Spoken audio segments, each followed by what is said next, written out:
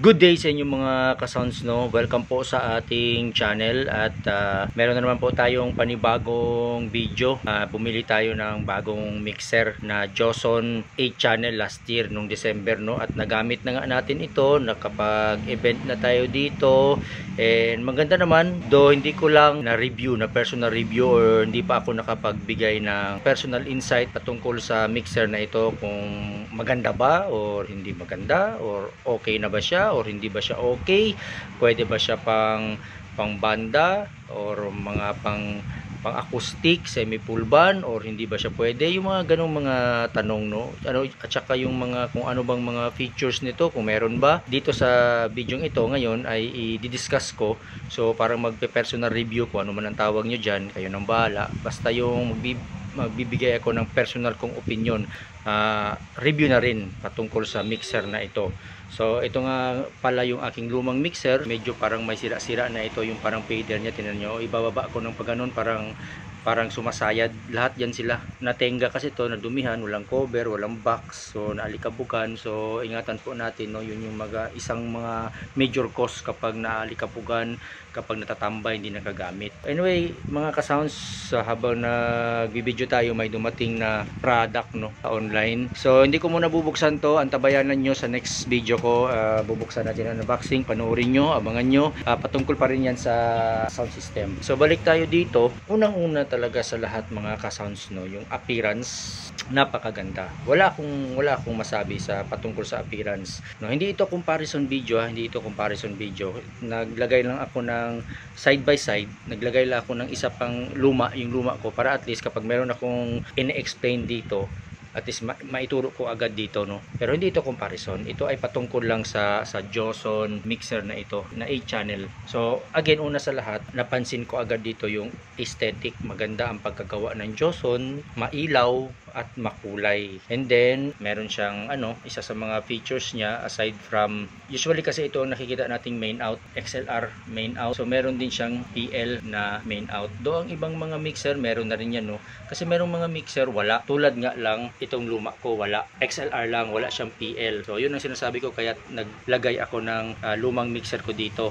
Hindi to compare, not to compare, para at least ma-explain ko lang sa inyo, sa mga naghahanap ng mixer dyan, na kung ano ang kinagandahan nitong mixer na ito na Joson. So isa nga dyan is meron siyang PL out, yan makikita nyo naman, left, right, PL, main out din yan, parehas lang yan sila. So as I've said, yung luma ko XLR out lang, wala siyang PL. Pangalawa, meron din siyang auxiliary out. So dito natin sinasaksak yung monitor, although naglagay sila ng aux 2, kung nakikita nyo, auxiliary 2. Para sa akin guys, personally, nung binutingting ko ito, wala namang silbi yung auxiliary 2. Ewan ko kung bakit naglagay sila ng auxiliary 2 dyan. Walang silbi yan. Bakit? Kasi ang auxiliary 2 is FX. Ayan, no, aux 2, FX. Lahat itong kulay orange na ito, itong auxiliary 2. FX yan, FX.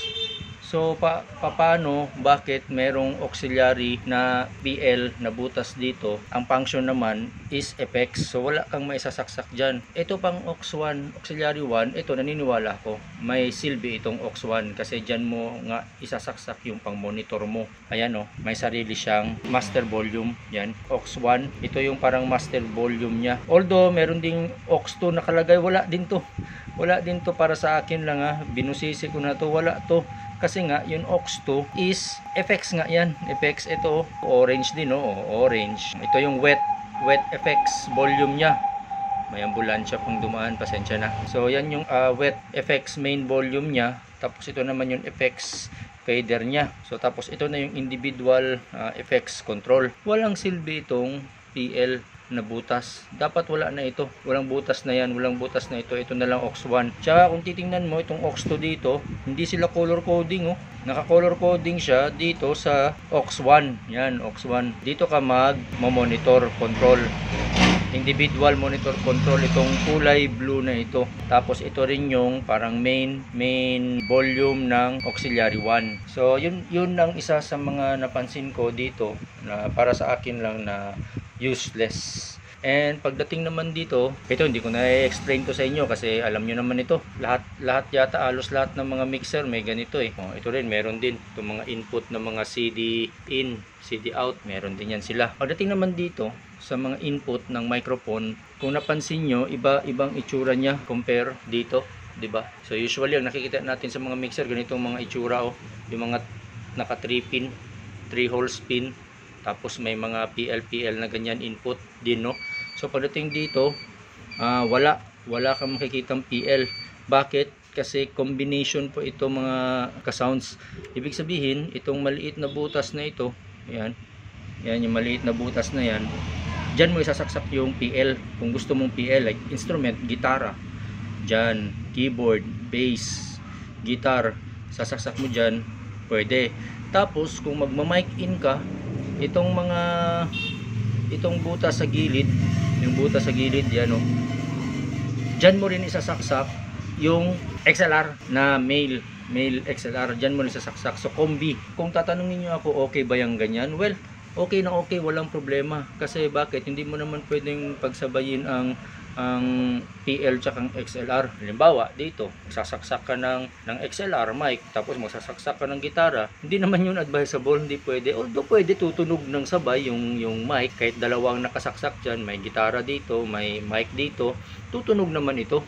Tutunog pa rin sila ng sabay, pero hindi po siya advisable. Kasi bakit? Hindi mo makontrol ng separate yung para mic tsaka gitara. Dahil nasa isang channel ka lang eh. It's either isa lang ang makontrol mo. Kung gitara lang. Paano kung hihingi ngayon yung vocalista na bawasan yung high? So maapektuhan yung gitara. Kaya okay na kahit ganito. So malinis pa tingnan, no? Okay lang naman may ganito, hindi ganito. Basta ang mahalaga mga ka-sounds, walang problema kung combi ang ginamit. So yun yung pangalawa, no? Tsaka yung pagdating naman dito sa kanyang mga parameters, same lang, no? Merong gain, may gain, yung usual lang, may high, yan high, ito gain, high, mid, low, ito na yung aux, ito na yung effects, yung panning mo left and right, no? So parehas lang yan, so walang any special feature dyan. Ang ano ko lang is yung quality ng plastic na ginamit, parang mababali kasi siya compare dito. Yung maganda yung pagkagawa ng mga plastic ng knob na ito, matigas yung plastic na ginamit. So hindi siya parang nagwawabol. Ito kasi yung unang ano ko agad experience, parang gustong matanggal, gustong mabali. Pero hindi naman siya nababali. Yung ano lang, yung quality lang ng plastic mga ka-sounds na ang ginamit. Katulad nito, masyadong malambot na parang gustong matanggal. Parang pag ganunin mo parang gusto mo balik, no? Pero pagdating dito, itong mga plastic na ginamit nila dito, wow, napabilib ako. Ang ganda ng mga fader plastic na ginamit nila, makakapal pa, malapad ba? Ibig sabihin malapad. So parang digital na fader. Hindi katulad dito, mga luma. So parang pangit, no? Parang maliit na, basta yun. Dito magandang klaseng plastic. Kung itong klaseng plastic lang sana ang ginamit nila dito na matitigas, di wow sana, mas okay sana. So pagdating naman dito, itong mga pulang button na ito, yan, kita nyo umiilaw. Yan, umiilaw lahat yan kapag pinipindot, umiilaw lahat. Ano yan? 48 volts phantom. Kung magpa-phantom ka, ako mga ka-sounds, hindi pa naman ako nakagamit ng phantom mic. So maganda kasi lahat sila naka-phantom. So at least kung magpa-phantom ka, na kailangan mo mag-phantom. Kasi ako, hindi pa naman talaga ako nakagamit ng mga phantom mic. Hindi rin ako gumagamit ng mga phantom mic ever since, no? So pindutin mo yan. Pero ingat lang kayo mga ka-sounds, dapat hindi yan nakapindot kapag ginagamit nyo normal use. Kasi nagbo-boost ito ng ng sound. So masisira yung posibleng masira yung speaker or yung tweeter, no? Kasi masyadong malakas to parang naka-powered kasi siya. So individual po. So bantayan nyo lang na dapat before operation, i-depress nyo yan. Dapat hindi yan nakailaw, ibig sabihin naka-off yan lahat. And then pagdating naman dito sa kanyang mga effects, napakaganda kasi meron siyang digital. Makikita mo yung mga anong gusto mong effects dito, tapos paikot-ikot lang sa program. Ito, ayan, kung kita nyo nag-change, 'di ba? Tapos kung anong gusto mong effects, pili ka hanggang na sa 200 plus yata to na effects, basta maraming effects to. Pero guys, sabihin ko sa inyo, hindi ganun kaganda ang tunog ng kanyang effects. So again, dito muna kunyari effects 50 or 60 ganyan. Kung napili nyo yan, effects 60, ikot-ikot 59, 60, pindutin nyo para mag-save. So ganun din, balik ka ulit sa 50, halimbawa yan 50. Nagbi-blink din siya kasi ibig sabihin nakasave pa siya doon sa 55. So ngayon pindutin mo 50, so 50 na siya, nakasave na siya sa 50 effects, kung ano man yung effects na nasa 50. Pero yun nga lang mga ka-sounds, pagdating sa effects, hindi ako masyadong nagandahan sa effects niya. Pwede na, may effects, may pa-echo, pero talagang hindi masyadong maganda. Ito rin ang isang added feature is yung Bluetooth. Yan, naka-Bluetooth siya. Ito walang Bluetooth to. Ito maganda kasi na-enjoy ko talaga dito yung Bluetooth feature niya. Kapag wirelessly, pwede kang mag-play ng sound dito. Ito yung Bluetooth fader volume. Ayan. Sorry guys, ang ingay ng motor. Sa tabing daan kasi tayo, bahay natin. So ito yung Bluetooth. So mag-connect siya wirelessly, pwede ka na magpa-sound. And then dito pwede ka ring ito nakita niyo yung program, parang program push. Pwede kang kunyari naka-Bluetooth ka sa laptop mo, naka-connect sa laptop or sa tablet or sa cellphone. Next song pwede mo lang ikutin ganyan. Ikutin mo ganyan. And then next, pwede kang mag-next dito. Kahit mag-operate, mag-pause, i-pause mo, pindutin mo. Magpo-pause yung naka-play dun sa laptop mo. Tapos, pindutin mo ulit yung unpause. Magpe-play yun ulit. No? So, napakaganda. Makokontrol mo dito. Tapos, gusto mo mag-back. Yan, ikutin mo lang ganyan. Nakikita ba? Yan, ikutin mo ganyan. Mag-back, magbaback yan. Pwede kang mag-select dito ng songs. Tapos, ano pa ba? Dito, meron din siyang sariling adjustment sa high sa Bluetooth player mo. Kunyari, magdagdag ka ng konting high. Itong maganda rin siya na feature, no? Or magdagdag ka ng konting low. Ayan. Ito ang isa sa mga nagustuhan ko dito sa mixer na ito, aside from sa Bluetooth function, is meron din siyang USB function. So marami kang mga option pagdating sa pagpapatugtog ng mga MP3, Bluetooth, pwedeng isaksak mo dito, fader, tapos yung USB function. And then kahit naka USB ka, kahit naka Bluetooth ka, pwede mong makontrol yung sound through these parameters, high and low, meron siya. So kapag dito mo naman siya isaksak, ang sounds mo, so makokontrol mo din dito, syempre of course, yung high, yung mid, yung low, tapos volume ka sa fader na ito. And then of course meron din siyang sarili ng equalizer, 7 band lang. So napakaganda nito, actually napakaganda, nagustuhan ko. And then pagdating naman dito sa baba na tayo, no, ang ganda ng mga pailaw nila. So yung mute, on and off mute nila, ito halimbawa ito, naka-off ito ngayon pag ganitong naka-orange man, no? Orange man yan.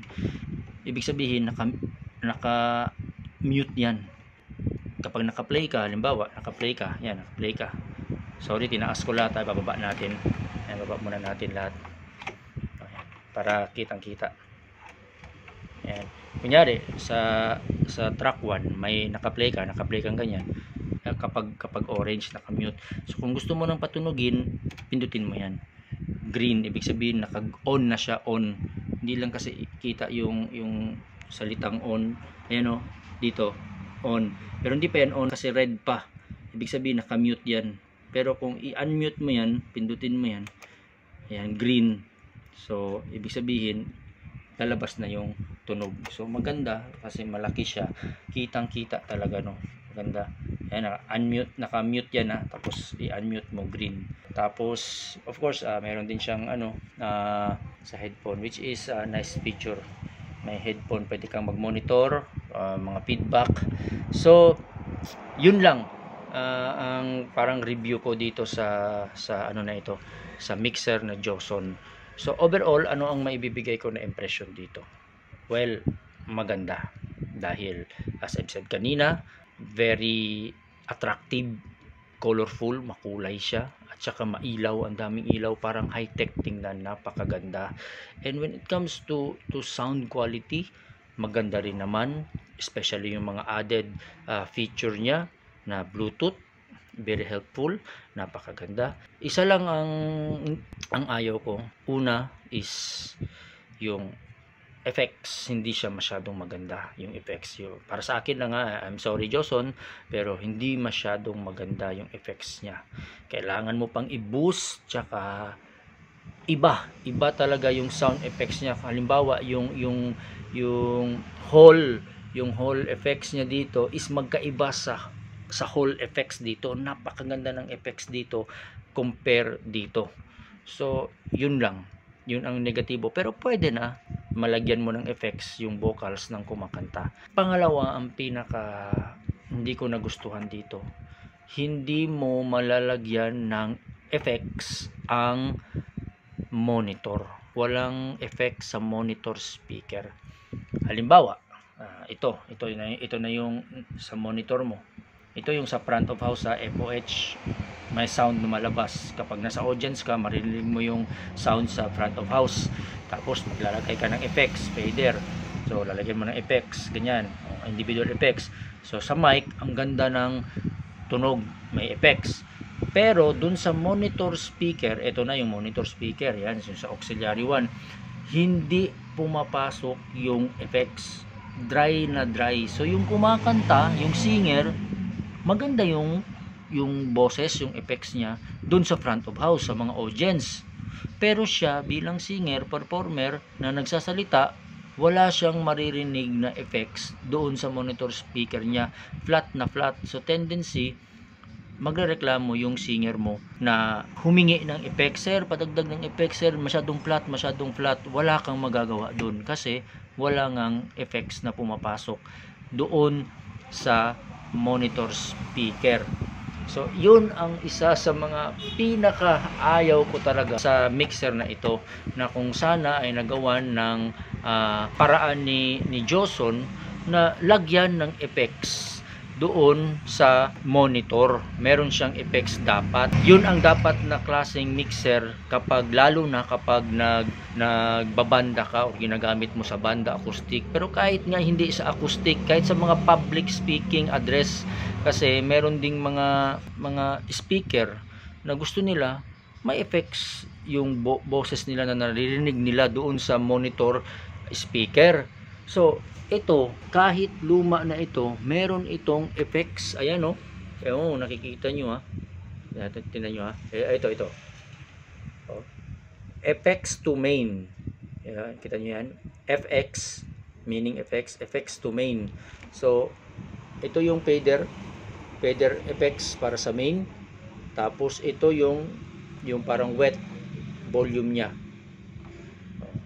Sa main nya na. Ngayon, sa monitor, ito naman, ilawan kaya natin para makita. Ayan FX to monitor, kita nyo, ito yung FX to main ha, FX to main, FX to monitor, ito yung monitor nya. So kapag naka-off yan, walang effect sa monitor. So i-on mo yan, tapos ito yung fader ng monitor. Ayan monitor red, tapos red yung effects. Ito na yung individual effects. Ito yung monitor volume individual. So lalagyan mo ng, kunyari sa channel na ito, lalagyan mo ng monitor yung singer, vocalista, naririnig na niya ang boses niya sa monitor speaker. So may effects na din siya, may effects, lagyan mo ng effects na echo. So effects to monitor, kung papatayin mo yan, walang effects sa monitor. Hindi niya maririnig, dry na dry yung boses niya sa monitor speaker. Ang lumalabas lang dito sa front of house, maganda yung tapon ng boses niya kasi may effects siya sa front of house. Pero pagdating sa monitor speaker, wala siyang effects, dry na dry. Kung hihingi ngayon siya, lagyan mo. So lalabas din yung effects doon sa monitor speaker niya. So di ba napakaganda, very ideal pang banda. So kahit hindi pang banda, pang public address speaking, lalabas din. Compare dito, wala. ang mayroon lang siyang effects ito para sa front of house, yung tapon lang. Ayan, yung tapon lang. Tapos ito, bubuksan mo na yung vocals niya. Halimbawa, ito yung vocals. Tapos ito yung effects. So yan, lagyan mo ng effects. So dun sa front of house, sa tapon, maganda yung boses niya, may effects, may mga echo. Pagdating dito sa monitor, yan naka-monitor ka na, individual volume. Meron na siyang narinig na monitor sa speaker niya. Wala siyang maririnig na effects. Dry na dry yung vocals niya. So kapag kumakanta siya, pangit, 'di ba? Na experience ko na 'yan. Hiningan ako na, "Kuya, pwede palagyan ng effects ang monitor." Wala, sabi ko, "Sorry, wala na talaga akong magawa." Pero sa tapon, sa labas, maganda ang tapon. Mayroong effects, may echo. Pero sa monitor speaker, walang effects na pumapasok. So 'di ba, parang sayang, maganda na sana. Ano na siya, makulay, maganda, compact, magandang pagkagawa. Kaya lang dun sa effects. Kaya yun, personally, kung ako ang tatanungin nyo, sayang talaga kung nilagyan ni Joson ng pang-effects. Although meron namang mga paraan. Meron akong nakita isang vlogger na paano daw lagyan ng vocals sa effects. So dito siya kumukuha ng effects. So iniiba niya yung setting, like ginagawa na lang niyang mono. Itong left channel, ito yung gagawin niyang front of house niya. Parang mono ang takbo. Tapos dito, itong gawin niyang monitor. Gaganon lang niya. Hindi balance para hindi magkaparehas ng lakas. Tapos may effects na. Pero hindi yun advisable mga ka-sounds. Ang maganda, yung meron talagang separate sa monitor. Tulad nito. Meron talaga siyang separate na effects to monitor. So dito, wala siyang effects to monitor. So para sa akin, yun ang pinakakulang dito. Pero magagawa naman ng paraan. Magdadagdag ka lang nga ng other device, which is hassle, pero magagawan. Gagawan ko rin ng ibang video niyan at antabayanan nyo kung paano ko gagawin para malagyan to ng effects. Sa ngayon, ito lang muna. Ito yung aking review patungkol sa Joson mixer na ito. So Joson, kung nakikinig ka, sana sa susunod na labas mo na model ng mga mixer, sana may effects na. So halos lahat ng mga effect ng model ng Joson mixer, no, maging yung sa 4 channels, 6 channels, 8 channels, 12 channels, ewan ko lang dun sa 16 nila kung meron, wala pa ring effects sa monitor. Maging yung mga ibang brand nakikita ko, ayaw ko magbanggit kasi wala naman akong mixer ng ibang brand, no, wala din. So kung tatanungin niyo ko, ba't ito binili mo, wala akong makita na parehas na ganito. Kaya ito na lang binili ko. At least mura lang din naman. Actually nga, ang gusto kong bilhin yung 12 channels, pero dahil sa walang effects to monitor, kaya ito na lang binili ko, mas mura, mas maliit, 8 channels. Para kung meron man akong makita in the future na kung anumang brand dyan na merong effects to monitor, yun talaga ang bibilin ko. So ito, for the meantime, ito na lang muna. Kasi ito, medyo nasira na kasi ito ng konti. Ayun, yun lang mga ka-sounds. Sana medyo mahaba na talaga tong video na ito, no? Baka naburingan kayo. Pero at least, I'm sure meron kayong natutunan dito sa video na ito kahit mahaba. So pasensya na lang kayo mga ka-sounds ko, medyo mahaba. So salamat sa panonood. Thank you so much. At least sana mag-subscribe kayo sa akin channel kung nagustuhan nyo man yung video na ito. At kung hindi nyo nagustuhan, please subscribe pa rin. Libre lang naman yan eh. Pindutin nyo na lang yung red button na subscribe dyan. Walang mawawala sa inyo. Libre lang yan. So hanggang sa muli mga ka-sounds, to God be the glory.